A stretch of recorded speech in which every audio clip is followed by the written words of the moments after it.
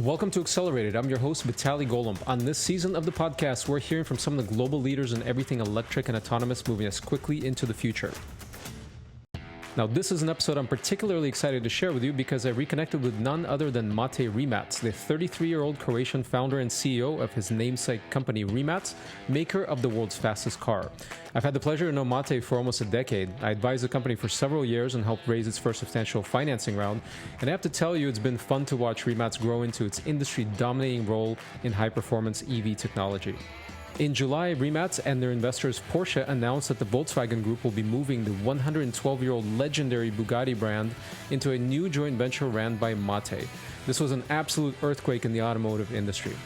We had an honest conversation about the difficult years the very young team went through getting the company off the ground with zero experience and no automotive industry in the country of Croatia. The company's unique spin on autonomy and even Mate's views on SPACs and much, much more.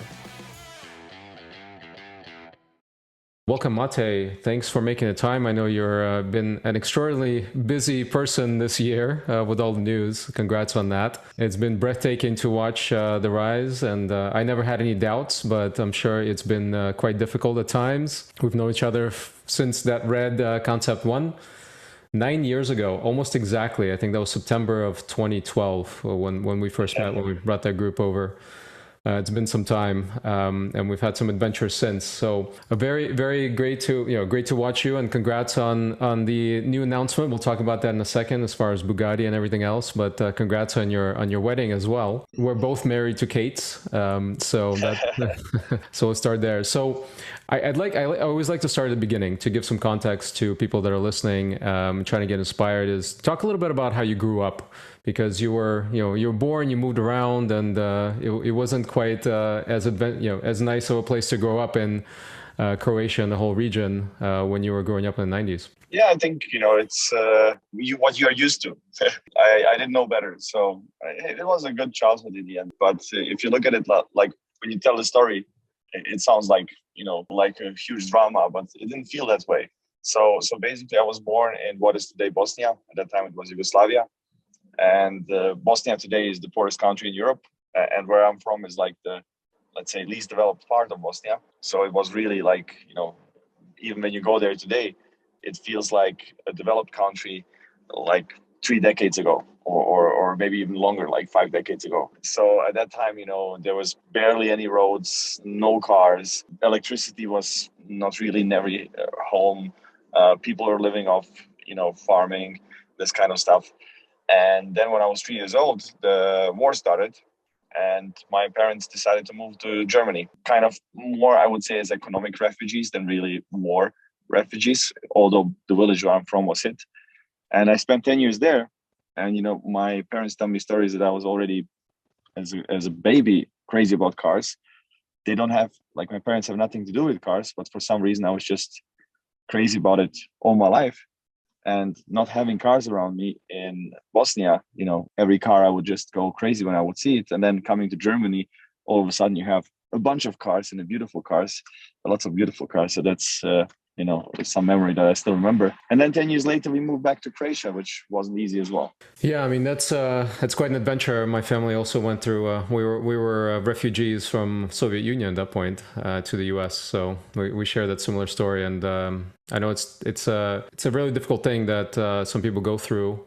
And it makes them stronger, obviously. And there's a lot of people going through that right now. So we'll see what next generation brings from people that are going through that experience. So how did you get into technology? I mean, I know you were a young inventor, and in high school you got a little bit famous in Croatia as well. Talk a little bit about that.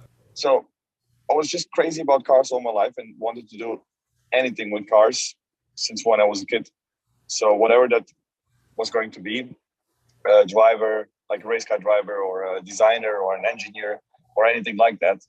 So I was always like pursuing that path and, reading every magazine I could get my hands on. And growing up in Germany, there were lots of these like car shows on the internet, on the television at that time, not on the internet. That was like in the 90s. And, that was, let's say, further making me addicted to cars. And then when we moved back to Croatia after elementary school, after the 8th grade, you have to choose like some kind of career path. And I choose mechatronics because it was the closest to closest to cars because it combined electronics and mechanics. And as a graduation project, you have to build something physical. And usually people were doing like a stroboscope or an amplifier because you could just buy a kit and put it together, like solder a little bit. But I just as a school project did like a glove that replaces a keyboard and mouse. So that was like in 2004, 2005, because I believe that devices will be connected to the internet, like a television and stuff like that. And you don't want to use your keyboard and mouse to type on them. So that was before the iPhone and before touchscreens were really a thing. And I built this just as a school project, but my professor liked it. So he sent me to like local competition for electronics innovation. And I didn't really want to go and I didn't have any hopes because I wasn't a great student. But I did it for my professor. And surprisingly, I won that. And then they sent me to the national level, which I won as well. And then they sent me all around the world to represent Croatia on these competitions. And I thought, especially there, I didn't have any chances because of all the international competition. But I came always back with gold and silver medals. So I was better than I expected. And I was always doing something in my garage, building like a motorcycle or welding something, just doing various stuff. And when I was 17, I had 2 patents and a bunch of these awards. And then as soon as I was 18, I always wanted to do racing. I bought a 1984 BMW 3 Series, the old boxy one. In Croatia, we call it kocka, which is like box, because it was the easiest way to start racing. You just have an old rear-wheel drive car with some old tires. You weld the differential and go racing. And lots of people think I was a race driver, but I actually had like just 2 races before my engine blew up. So it was totally amateur style. And that's the moment when I decided to combine my 2 passions, the electronics and cars, to make an electric race car out of that old BMW. Yeah, and it's a well-known story now. I think everybody knows about the Green Monster. How did that turn into the Concept One, though? Yeah, that's quite a long story, actually. So I started a business immediately, which was called VST at that time, which is like the formula for speed vehicles, ST. So velocity is distance and time. So I wanted to convert combustion engine cars to electric cars, but I figured out quickly that that doesn't make any sense because these cars are not built for that. So if you, for example, look at my BMW, I had the batteries where the rear seats used to be. I had nothing where the tank used to be. The trunk was also taken by batteries. The electric motor was where the gearbox used to be, and the bonnet was empty. So under the bonnet, there was nothing where the engine used to be. So it was a total wrong distribution of components. So I realized you have to build the car really from scratch. I met Adriano, who's today our director of design. And he, at that time, he was just a couple of years older than I was. So he was like, I don't know, 24 and I was like 21 or something like that. And I wanted to build a car, and he was working at that time. He just started at GM or Opel in Germany. It was like the European branch of GM, of General Motors. And I asked him like if we could do a car together, that I do the technical part and he does the design. And we started. Basically, I was doing it after university, and he was working on the project after work and during weekends. And, you know, he had some sketches, I had some calculations and package concepts and stuff like that. I was still improving the BMW and doing races and this kind of stuff. And when I went to the races, everybody initially was just laughing at me what I was doing with that washing machine on a racetrack, because nobody ever saw an electric car on the racetrack. But even at that time, not even on the road. It was, you know, now electric cars are these sexy things, you know, Porsche Taycan, Tesla Model S, Rimac Nevera. But just like 10, 12 years ago, it was totally different. It's hard to get your mind back into that state. But it was like making anything with electric cars was ridiculous at that time. So people are laughing at me, but as I was improving the BMW, more and more people got excited about it. And they were approaching me with ideas and so on. And Croatia not having a single venture capital fund, not having a ecosystem of startups, of tech companies and so on. There wasn't really anybody I could go to ask for advice or anything. I went to the University of Mechanical Engineering in Zagreb because there's no automotive university in Croatia. And they told me like it's impossible to build a car in Croatia. The sooner you give up, the better for everybody, the less people will go under with you. So I realized nobody's going to support me. But there was a guy who came, and he was working for a royal family in the Middle East. And he said, look, these guys are always looking for interesting opportunities. If you have something cool to share, they can have a look. I can show it to them. They might be interested. So we did a little like 4-page brochure, not the pitch deck, and like the technical specifications, renderings, this kind of stuff. And he went there, and then he called me and said, they want to buy 2 cars. I was like, great, but there is no car, there is no company, there's nothing. And the next day they called me and asked like, okay, so how much would you need to do it? So I sit down and build a business plan. I was still in university that time, like I was 21, 22 years old. And I soon after that got a term sheet, but I had no idea what a term sheet was. And I couldn't find a lawyer in Croatia who understands basic venture capital deal terms like drag along or tag along or, that kind of stuff. Mm-hmm. So I really had to learn everything from ground up. And that's basically how it started. We had a handshake agreement pretty fast. So I'm now driving to the German International Auto Show, which used to be in Frankfurt for decades. And this time now, it's the first time in Munich. So one of the milestones in the term sheet was that we have to show the car at the Frankfurt Auto Show, which was in September 2011. And we just had this agreement with them in end of 2010. And I had no employees, nothing. I was just a guy in a garage.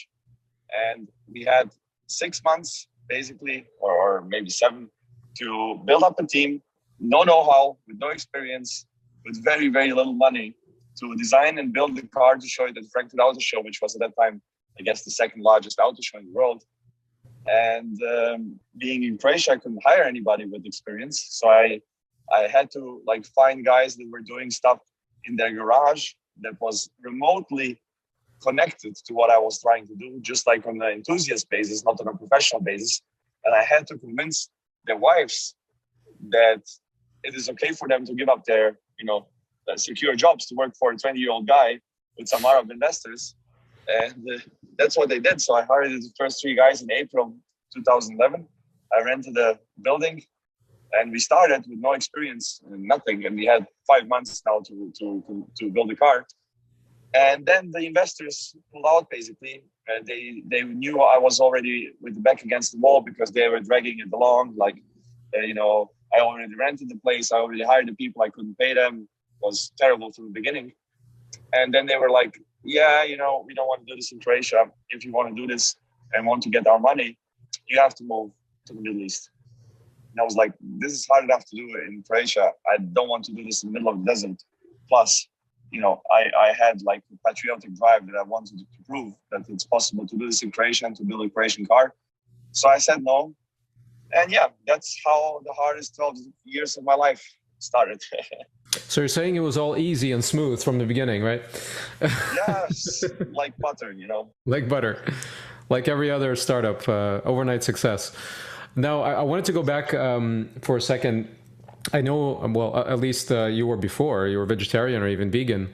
I think that also drives part of your mission as far as EVs. Talk a little bit about that and kind of how your personal mission is connected with the car industry. Well, I have a different view on that, to be honest. I'm not sure if people do that on purpose, if they actually know it and just pretend to not know it, or they just do it because it suits their interest or whatever. But electric cars and this whole thing, I don't share the view that this is really saving the world or whatever. I didn't share it from day one. And I always say, if you really care about the environment, eat less meat or don't eat meat. Don't drive an electric car. That's not really going to move the needle.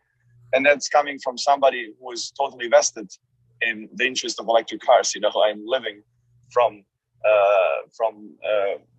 electric cars and making batteries and this kind of stuff.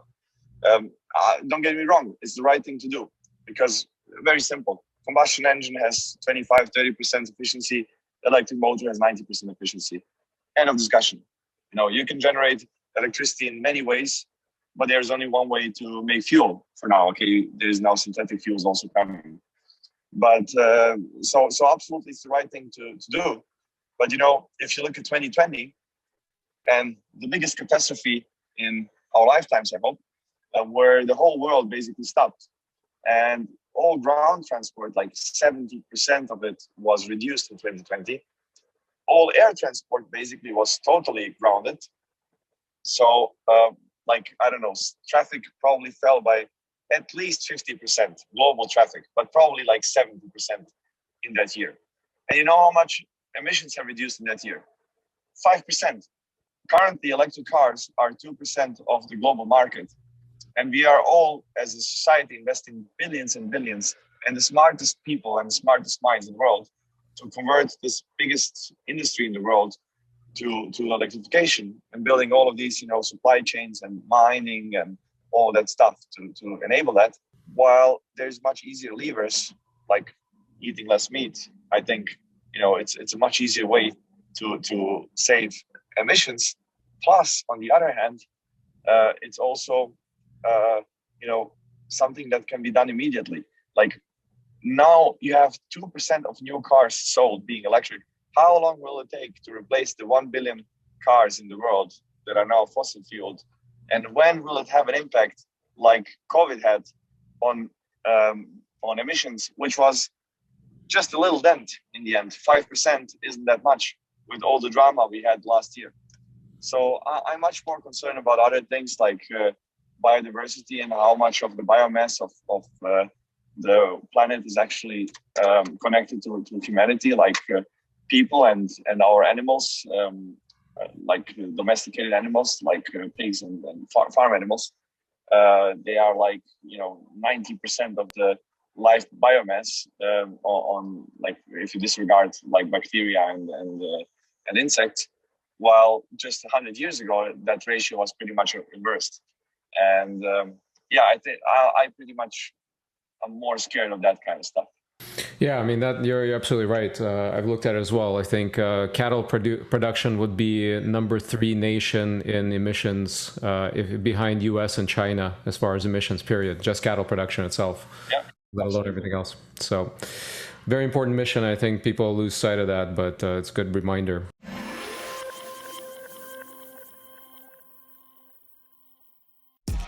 I'm really excited to share something a long time in the making with you. My first online course. Over the years, I've trained thousands of founders through my book, Accelerated Startup, and my infamous Pitching Like a Boss workshops and keynotes. Like I've done for thousands of founders, I will teach you how to pitch like a boss. And for the first time ever, I will be doing it in a cohort-based online course. This is the world's most comprehensive and intensive course for entrepreneurs and future founders on pitching. It will help you craft the perfect pitch for investors and customers. It will also help you master public speaking. Get funded, communicate your vision to grow your team, and dramatically improve sales of any product. Check out golomb.net/pitching, that's golomb.net/pitching for more information. See you there.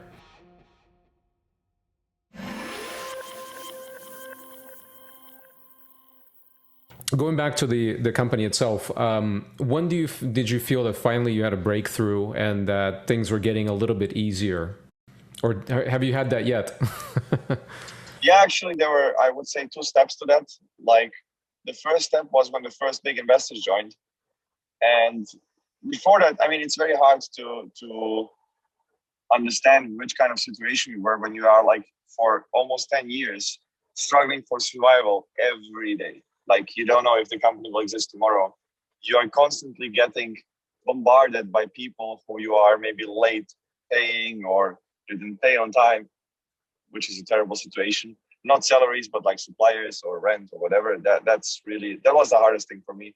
Like because you are constantly on this knife's edge between survival and still progress.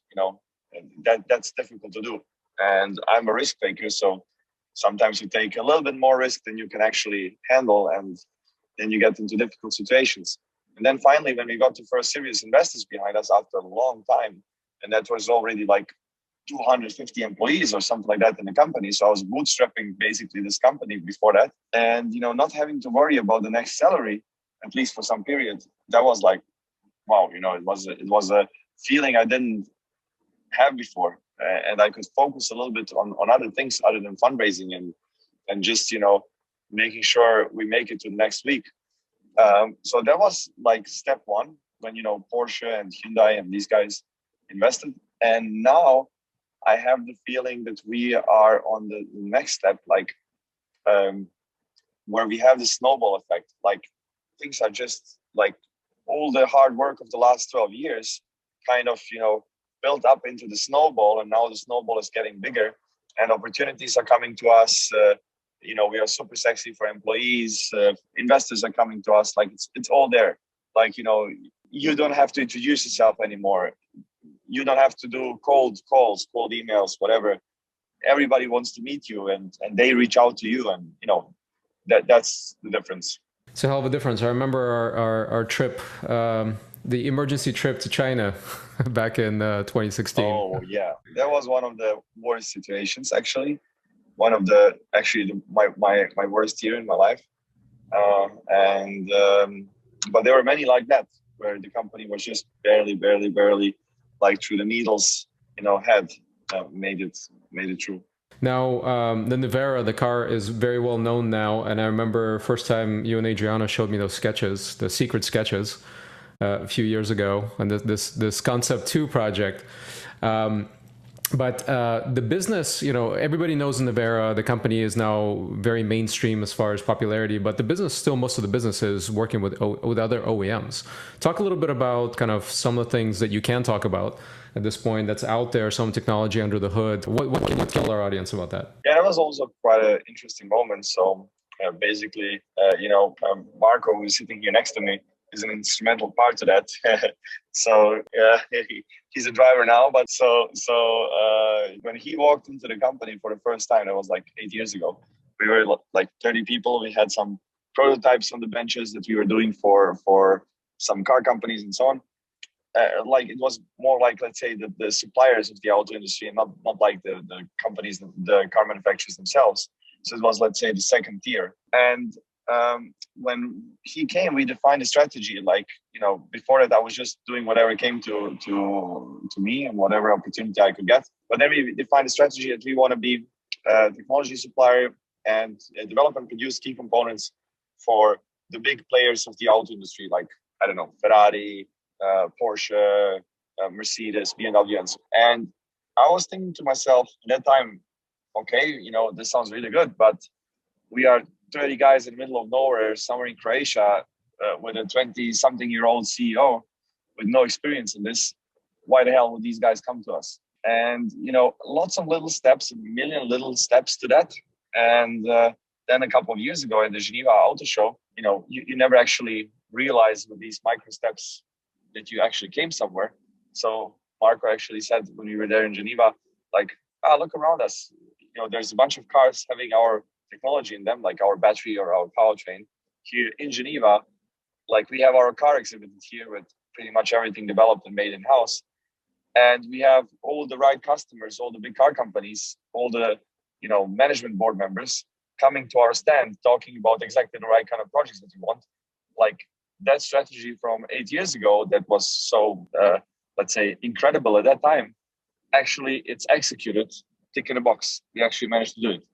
So now, as you say, the main business it's actually two businesses. On one side, the hypercar business, which is now not just the Nevera, but also we took over the responsibility for Bugatti, which is a pretty big thing.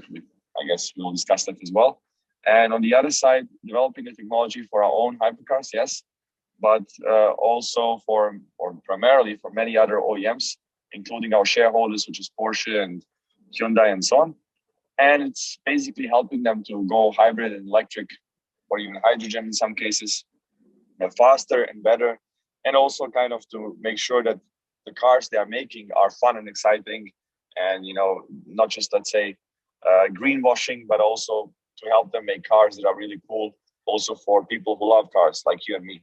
Yeah, I remember that was a big pivot. I think that was easier to explain to investors when we were having those discussions. The hypercar business is very small, but building the vision of being the next Bosch, not the next Ferrari, per se, that's the line that we use, right? So I think that was easier for investors to understand, to become supplier for this industry. And that seems to have worked out quite well. So you mentioned the Bugatti deal. That's a really big deal, obviously. Talk a little bit about how that came together and what what the structure is, because it's not a straight ahead structure that you can that is too easy to understand. When it was announced, I remember the chart with all the different tentacles. So talk a little bit about that deal and all of that. So basically, I read somewhere when a big corporate invests in a small company as a strategic investment, that like in 95% of the cases within 3 or 4 years, the partnership falls through because the expectations were not right. The startup didn't deliver, the interests were not aligned, and so on. In our case, Porsche invested for the first time in their history into a startup, which was us, after, by the way, 3 years of due diligence, 3 times, doing it the very proper German way, which was quite difficult for us. And by over delivering on our promises to them and showing them whatever we promised that we would do, we gained really their trust. And they, a big company doesn't have a single opinion. There's lots of opinions in a company, and there are lots of critics of like, why would Porsche need us? It's Porsche after all. It's the sports car company. Why would they need a little, shady company in Croatia? So we converted a lot of the naysayers through supporters and to fans of the company and people who love to work with us by just doing our job and delivering on what was expected of us and what we promised. So the support grew, and we did also the investment. So Porsche invested 2 times more into the company, which is very rare, I would say. And I think, the support within Porsche just grows, because whatever they throw at us, and where many people say, look, it's too big of a risk, we cannot take this risk, we actually deliver. And as Porsche is part of the Volkswagen group, of course, word comes around. And oftentimes I felt like, a tourist guide, just giving company tours and factory tours to executives from the Volkswagen group, from Audi, from Volkswagen. So there was lots of awareness about what we were doing, and lots of people in the Volkswagen group knew about that. And they considered us like, this agile, lean, little bit crazy guys that were doing things in a different way. And oftentimes big companies are frustrated, or people in the big companies are frustrated by how things are working within the company. And they know their limitations sometimes, or where they need to focus. So Volkswagen, after the Dieselgate scandal, they really went all in into electrification. Not as some, greenwashing marketing exercise, but actually they are all in really. And I can see that from inside. They're really going completely after electric cars.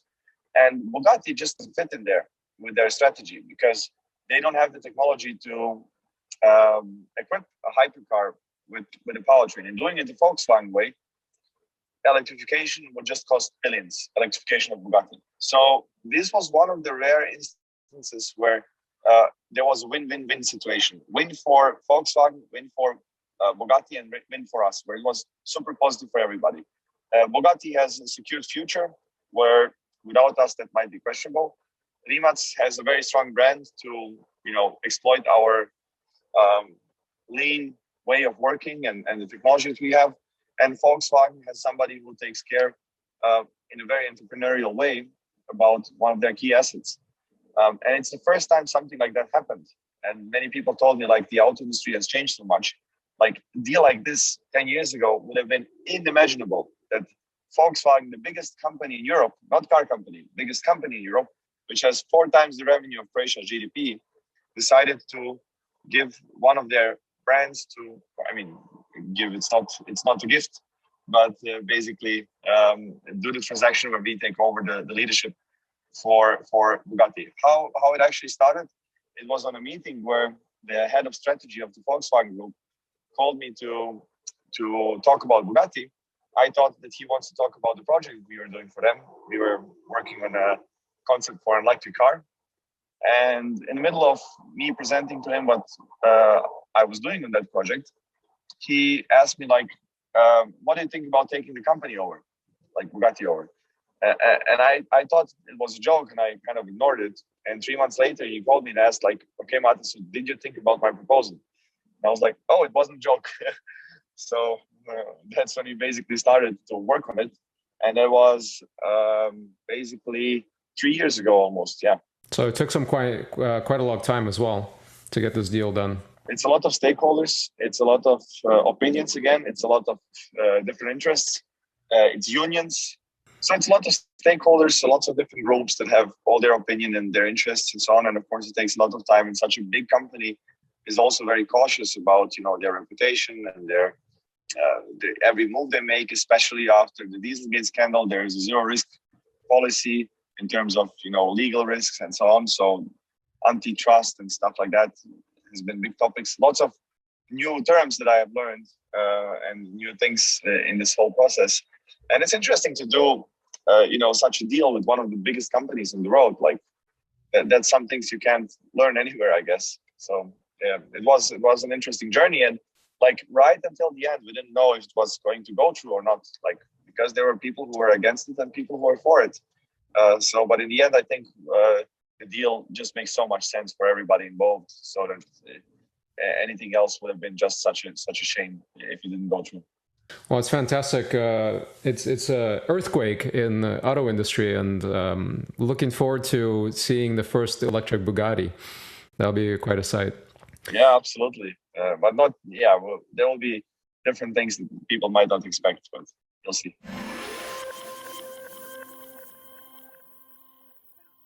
When companies start to catch fire in blitzscale and look for capital to fuel that growth, or look to find the right exit strategy, they often seek the counsel of investment bankers. At Drakestar Partners, we work with some of the leading companies in global tech on capital raises, M&A, corporate carve-outs, SPACs, and much more. And we're pretty good at it. Our team of over 100 technology sector experts across 9 offices in 6 countries is comprised of not only career bankers, but experienced executive venture investors and technologists. Drakestar Partners is the #1 ranked and fastest growing mid-market investment bank across the US and Europe. While I focus on mobility and energy transition sector, along with all things Silicon Valley, my partners from the Pacific to the Atlantic and around the world lead in software, media, communications, and everything in between. Learn more about us at drakestar.com.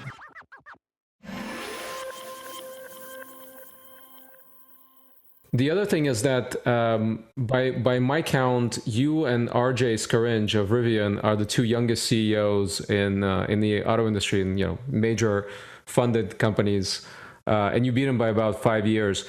What do you think is different about the mentality of millennials running these companies now than kind of the old guard? Yeah, well, I met also some other younger guys who are very different from RJ and myself. I think that RJ and myself are quite similar, but I think there are other black sheep in the industry as well that do things quite differently. I mean, there's so much money being thrown after this segment right now. When I think about the struggles that we have and how much $10,000 meant to us, and then now there's companies with nothing raising billions. It's quite strange. But RJ is one of those who has really, one of the very few who has a lot of substance and integrity. And it's really cool what these guys are doing. And I'm happy that we are also friends. What we are doing differently, I think, is, not being from the industry is, I think, a blessing sometimes. You're really, looking at it, as Elon often says, as, first principles, and look really at what makes sense and what doesn't. But one thing, I kind of dislike is this notion that startups in Silicon Valley are so much better at this than the stupid big old companies. Because if you look at it, if you look at how much some of these big EV startups have raised, how many billions, and how long it took them to bring the first product on the market, and very, very few actually did that yet. And then compare it to how much automotive companies actually need to bring a new product to the market, and how much money it takes. Startups are not more efficient. It's actually the other way around. So I kind of feel a little bit bad for that, where everybody just assumes like, yeah, this big heavy companies, they don't know a thing. Here are the young smart guys, they'll do everything better. Making cars is difficult, and we can see that on Tesla, and we can see that everywhere else. So it's a huge job that many of the people in the industry are doing, the newcomers. But let's not disregard the experienced folks, as we would say it in Croatia, here, who have done it for decades and doing a very hard job, which is developing and building cars. But what's the different approach? I think it's just maybe also not having the legacy, when you don't have to worry about dealers and unions and supply chains and factories that produce pistons and gearboxes for combustion engine cars and so on. It's also a very big thing when you don't have to do that.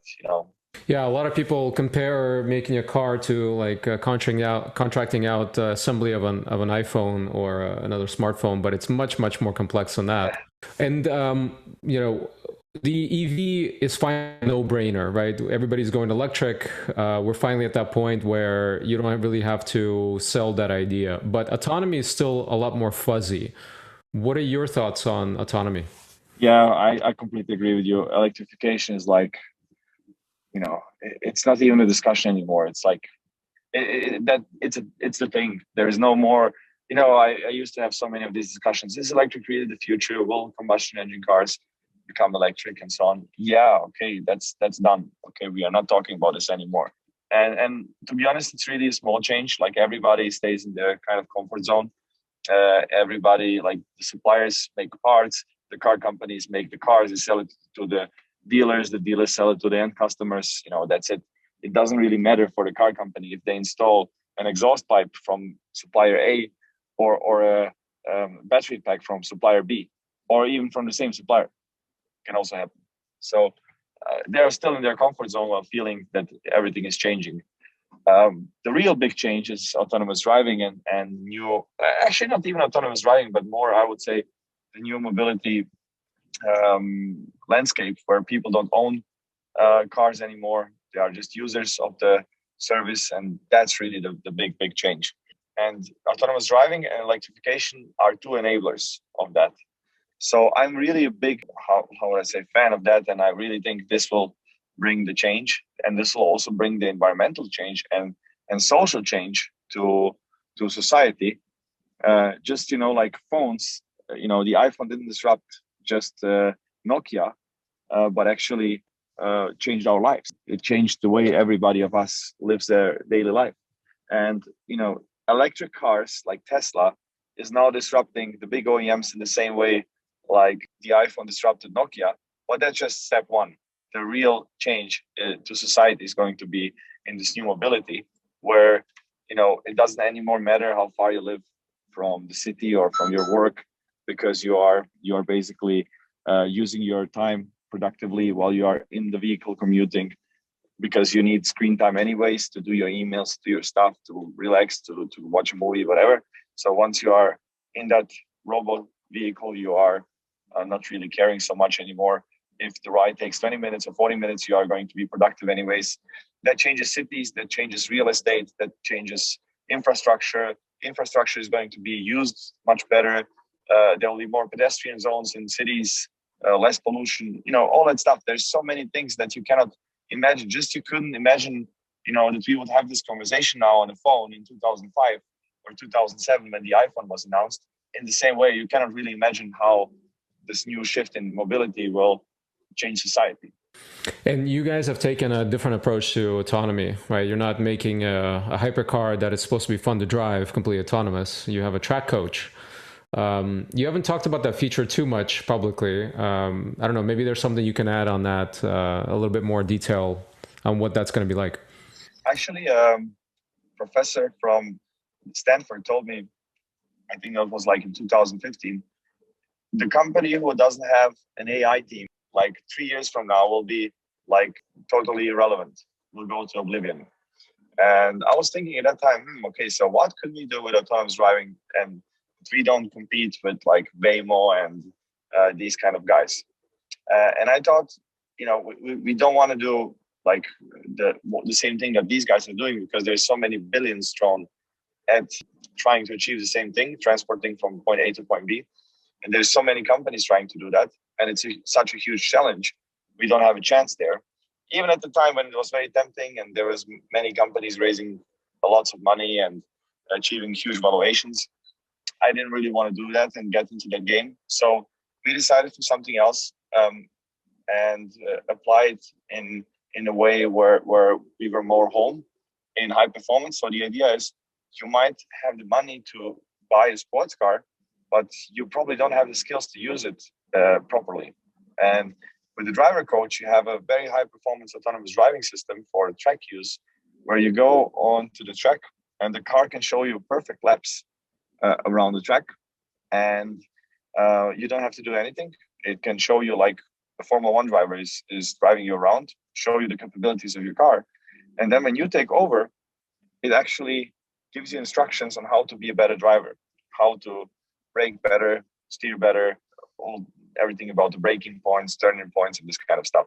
Yeah, so that system is still in development. We have a supercomputer in the car, NVIDIA. We are doing all the software. We have 13 cameras, 6 radars, this kind of stuff. Yeah, and it's a pretty cool feature. And then also, it can also be used to solve other things, because when you have such a system, it has to react like, incredibly fast. Because when you drive like 300 kilometers per hour on the track, you are passing lots of, meters in a short amount of time or per second. So there's lots of challenges that come with that. I wonder if it's going to yell like every track coach I ever had, brake, brake, brake, turn in, turn in. Yeah, something like that. I hope one day you can choose, like, if you want to have, a certain race driver as your coach, or another one, your favorite race driver. Mate, I don't know if you know or if you've noticed on Twitter, there's a lot of speculation, because you and I know each other and have done some work together before. The whole world of SPACs is speculating that Rimac will be going in that direction as well. Can you share some ideas? What do you think about the SPAC market, and anything that you can share publicly? Does anybody want to be a public company CEO? Not if they know what's good for them. Yeah, I don't think that's such a wise personal choice, but I think it's a necessary business choice. I always said, Marco and myself always saying that we are building a company for 100 years. If you look at Porsche, it's 70 years old. If you look at Ferrari, it's, I think, similar. Or like Bugatti is 112 years old. So we are really in for the long run, and not a hit and run thing. So when this whole SPAC thing came up, I was like, we are not going to be part of this, because it's going to be crashing down. Not everywhere, not in all cases, but because there was lots of companies that were absolutely over-promising on levels you can't imagine. And I think people are seeing some of that right now. And then when it comes to IPO, that was like our long-term plan. But at some point it was so tempting, because there were so many companies that were far behind us in maturity, raising so much more money than us, that we, were in a disadvantaged position. So we were thinking about SPACs, but we have decided against it because we think there will be some not so nice surprises in the SPAC market. Of course, not discrediting every SPAC. I think there's many great SPACs, many great companies that have done a SPAC, but also many that haven't, that weren't a great company. So rather, we'll most probably do an IPO, but in a few years' time, when we have really the fundamentals sorted out, also like close the deal, or like integrated Bugatti properly and built the campus and achieved a few more milestones. And then I think it's the right time for an IPO. Not because I want to be the CEO of a publicly run company, but it's the right thing to do for the company. And that's always what should be the first priority. Yeah, definitely an exercise in accountability in a big way on a quarterly basis. So I wanted to ask you one last question. You've gone through quite a journey. since I've known you in these years, almost the entire history of the company, almost, not quite, but you've grown a beard. You've always said that publicly to look a little bit older in this space, and you've gotten a little bit of a silver hair as well. I've noticed through this process because it's not easy. What advice would you give your 17-year-old self, starting out, knowing what you know now? Oh yeah, that's a good one. I basically sacrificed a lot of my life to build this company. I don't regret it. I think it was exactly as it should have been. If I would go back now, I'd do everything differently. But I guess if I would start with the knowledge I have now, probably I would screw up somewhere. I guess it just had to be exactly as it was. Maybe I would worry less about competition going back, because I always had the feeling like, I have no idea what I'm doing and have so little funding and everything. There will be all these companies chasing after the same thing, and they'll be much faster and so on. And then I rushed a few things rather than doing them properly.